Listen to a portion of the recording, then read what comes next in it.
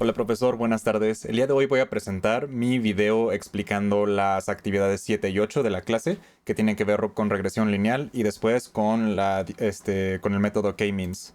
Entonces, de clustering. Bien, empecemos con la actividad 7. Voy a explicar básicamente lo que hice, cómo presenté mis datos y qué es lo que escribí o sea, lo aprendido en clase y mis conclusiones de los datos.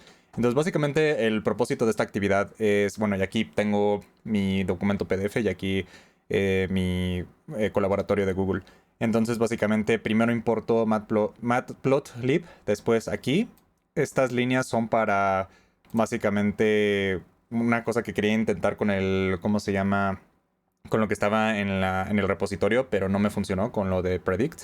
Entonces aquí básicamente nos muestra pues sí, el plot de la edad versus presión alta y el valor de A y el valor de B.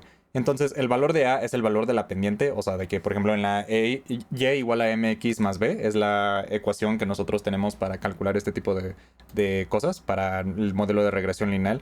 Y básicamente, pues aquí puse los valores para la pendiente. Aquí, por ejemplo, está model.coef y model.intercept, que estos datos nos dan básicamente o sea, es como que nos muestra esos datos de la A y la B, lo que sería en la pendiente.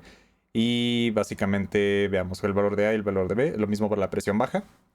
Y esto, por ejemplo, la pendiente es lo que hace que la línea se vea como así o así, dependiendo de qué tan alta esté.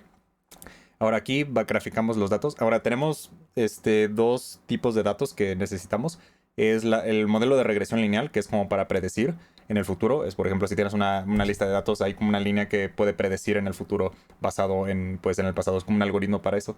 Y pues aquí vemos cómo lo hice. Entonces predecí basado en los datos, la presión alta. Aquí puse como cómo se grafica con los colores. Entonces está como negro para la línea, verde para como qué tanto hay de disparidad comparado con la línea. Y pues sí, básicamente todo eso lo tengo para la presión alta y para la presión baja. Y por último, las preguntas dicen cuál es la presión arterial alta y baja. Y ya, pues aquí nos pidieron diseñar dos funciones y básicamente los sumas para tener como el resultado. Entonces la presión baja es como básicamente como el punto intermedio, entonces ya se suma la baja, o sea, la mitad y ya, ¿cómo se llama? Pues aquí está, A high y B high. Y ya regresa el C y listo, ahí tenemos ese. Ahora explicaré cómo funciona. Y bueno, aquí escribí todo eso. Ahora voy a mostrar lo que hice para la actividad 8. Ahora, la actividad 8 se me hizo más sencilla que la 7, a decir verdad. Básicamente importé todo esto. Es básicamente importar la misma librería de que utilizamos para los libros de las otras clases. Tenemos análisis estadístico. Y aquí argumenté pues, mi análisis gráfico. Realicé el análisis utilizando todos los diferentes diagramas. Entonces utilicé aquí, por ejemplo, los de caja y bigotes. Y me pedía básicamente comparar las variables si había como una correlación.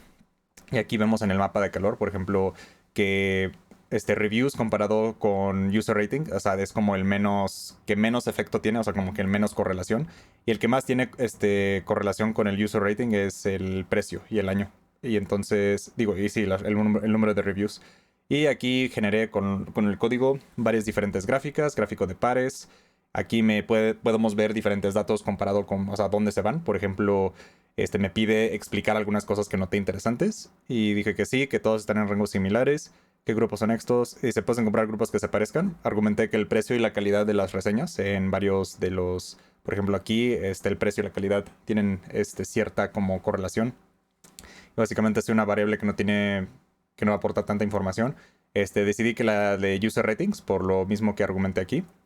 Entonces, ¿cómo se llama? Y aquí básicamente, pues las conclusiones, ¿no? Dije que la que más se relaciona con la cantidad de reseñas es el precio. Y argumenté varias otras cosas de la revisión por pares. Y al final hice lo de clustering, que es pues, básicamente el clustering es como un promedio de cierta forma que hay como ciertos datos que se juntan. Por ejemplo, te puede ayudar a predecir tendencias. Y es lo que aquí está el método del Codo Silhouette Score. Nos pide como cuáles son los datos de K, que es como básicamente como es una variable que nos ayuda para diseñar el algoritmo de clustering.